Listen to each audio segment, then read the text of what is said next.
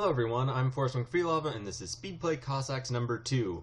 We left off about to declare war on either Mongolia or Kharchen, or, lovingly known as the Pink One. We go ahead and first build up a navy of 7 trade ships, as well as 6 transport ships, as that fills out our 13-ship naval force limit. The trade ships will hopefully pay for themselves. The transports will probably be useless for at least a few decades until I decide to use them.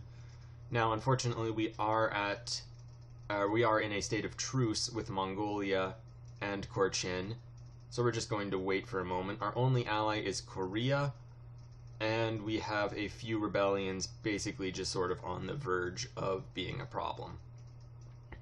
And at any rate, we do have the ability to, for 1 stability, which is about 178 admin power, we can pass a decision which gives us plus 2% missionary strength.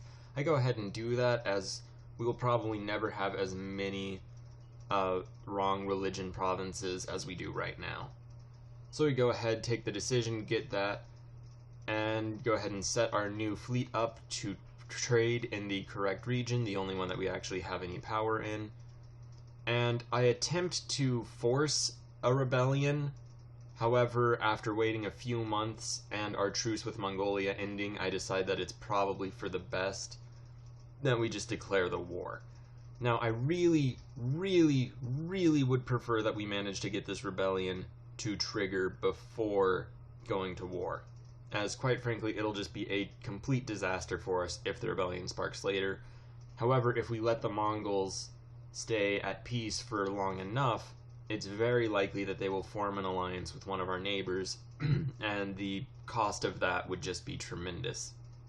So at any rate, after waiting several months, I decide that we can wait no longer, and we send our army to attack the Mongols. Every month I'm still hoping before we declare war that they will break out. However, we do go ahead and declare war, and that month the rebellion breaks out, which is just profoundly unfortunate. We go ahead and just send our army back. We will destroy this rebellion. We build 2 new regiments of horse, and we will just unite our forces, destroy the rebels, unsiege the provinces, and go back to fighting the Mongols. Now, unfortunately, they do have an ally who, even more unfortunately, is actually helping them. However, we get significant bonuses for fighting them off in our own territory. That does, however, mean that they'll get the same bonuses once we actually do advance into their lands. At any rate, they are just being a problem in our country, so we will be able to get the bonus for quite some time before we actually do manage to get back into their country.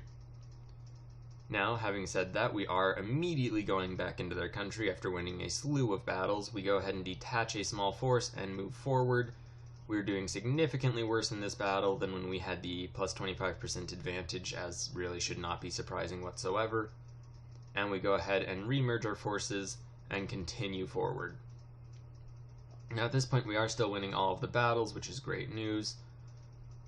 And we are sieging them out. So we are still making good progress. Unfortunately, they have single stacks just roving to the back, and they'll probably be a significant problem. We also can't really divide our force, as we've taken so many casualties that we're not significantly more powerful than their remaining large stack. Now, all that together means that we're a bit bogged down. We go ahead and raise 4 new regiments of horse in an attempt to just destroy the forces that they have roving through our territory, and we'll just continue moving and marauding in their territory, hopefully securing wide swaths of their land and preventing them from raising any additional armies. Our heir dies, which I'm actually kind of happy with because he wasn't all that great, and the Mongols attack us. We'll hopefully be able to get our forces all involved quickly enough. We do. We win the battle, which is all great news. We split our eastern force to unsiege our provinces and also move forward into their territory. And ultimately, while the war was not ideal and that rebellion was horrifically timed, it looks as though we will finally be able to get everything back together and manage to make this into a more or less successful campaign. It was a little bloodier than I would have liked, and in fact the fact that they are just attacking us again makes it even worse. However, we do win that battle. We have consistently won the battles. We are really quite close to being done. We can raise another host of 5 regiments of horse. We do not actually do that at this point. We stack wipe one of their tiny forces, and we finally begin to divide our forces, and we get declared war on by Ming, and rebellions pop up in the south. So, not ideal, that. On the bright side, the rebels are vaguely close to Ming, so hopefully they'll deal with them, and our ally Korea has joined the war on our side. We are also very close to finishing off the Mongols, so we'll go ahead and just continue sieging their lands. Hopefully we'll be able to just force them into the peace, basically just force them to make peace. The only fort that they have is at their capital, so we'll just hopefully siege that rather quickly. At any rate, the southern portion of our country is just becoming a morass of just terrible things. We're not going to look at that for a while, as it's a bit depressing, and hopefully it looks as though Ming might actually fight our rebels for us, and they are, which is a welcome bit of good news. We go ahead and arrange the provinces that we want in order to hopefully get a nice peace deal for essentially as much as we possibly can get. Once that's done, we go ahead and just sort of pillage all of the provinces we're able to pillage, lower our war exhaustion, and then start coring them all. Now, with that all done, we can go ahead and focus on Ming and the massive, terrible problem that they represent. Now, at this point, we don't really have very much manpower. We do, however, have a very large force, and Korea still has a force left over.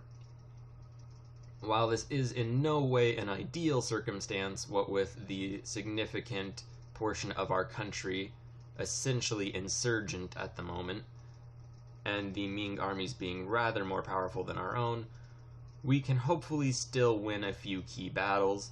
Unfortunately, a single stack that we had left over in the distance just gets killed. We name our heir Forest because, well, narcissism, why not? We win a battle decisively. The Koreans attack and we win that battle decisively as well. I'm actually really confident now. This is going very well, especially considering that I thought it was going to just go completely terribly, but it turns out the Ming armies are in no way up to the standard that our armies are. The fact that our armies are almost entirely horse, and I believe in fact entirely horse at this point, is amazingly helpful, and a decent portion of the battles happen in the steppe lands where we get a bonus. Now, unfortunately, they reinforced and we had to pull back. However, okay, we just got declared war on yet again. At any rate, we're doing decently well. We did just lose that battle as well as the last.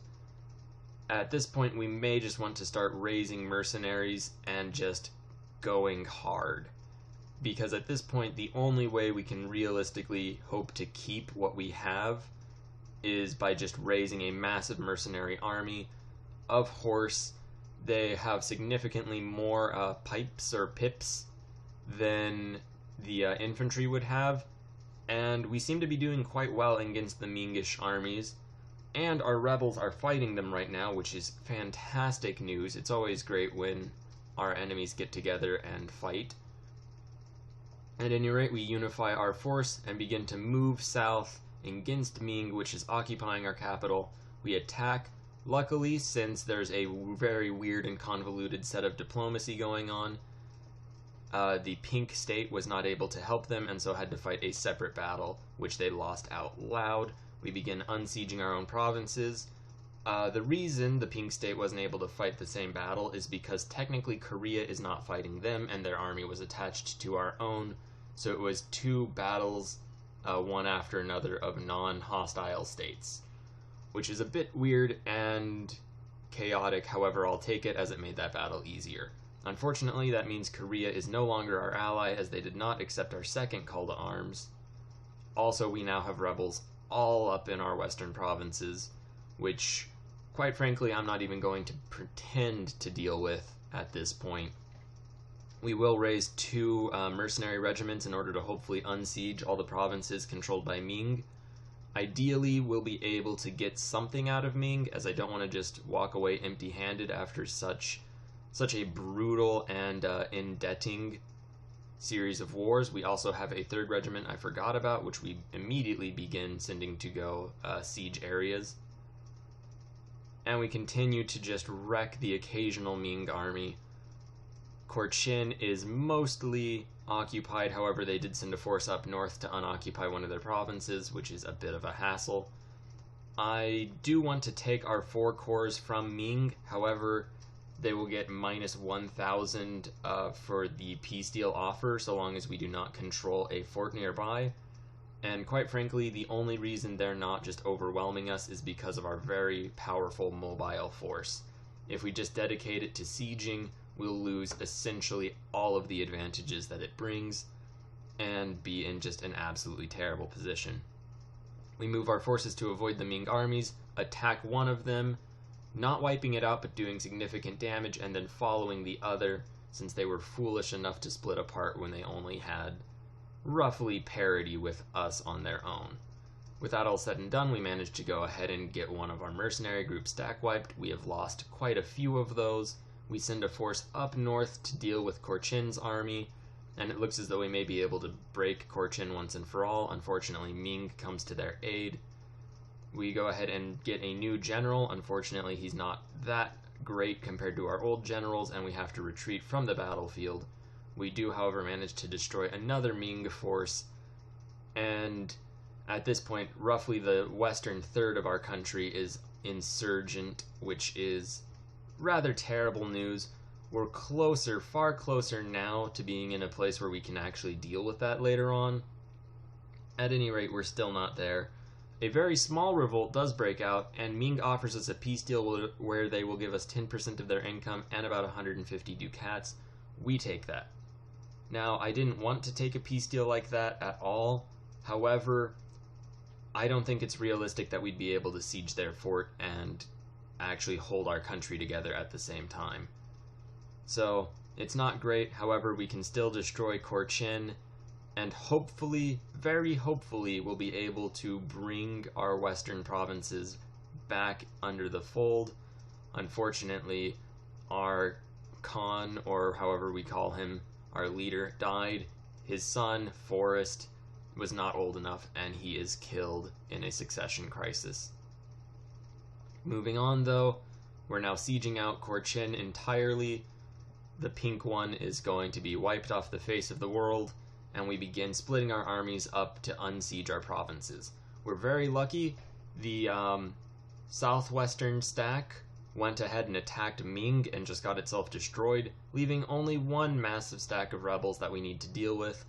We just carpet re-siege our western provinces, and now we just have to deal with the north. We do go ahead and annex Cochin and begin to core their lands. We raise 5 groups of cavalry, and that, plus all of the groups we have just milling around, will hopefully be able to reunify, forming a significant force which we will then use to destroy these rebels, and then go unsiege those 4 provinces that they have taken from us.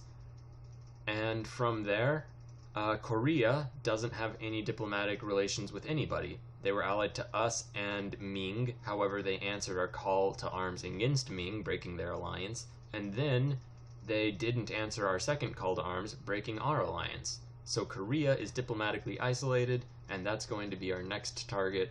Hopefully we'll be able to take them over before going bankrupt or facing any other terrible countrywide insurgency.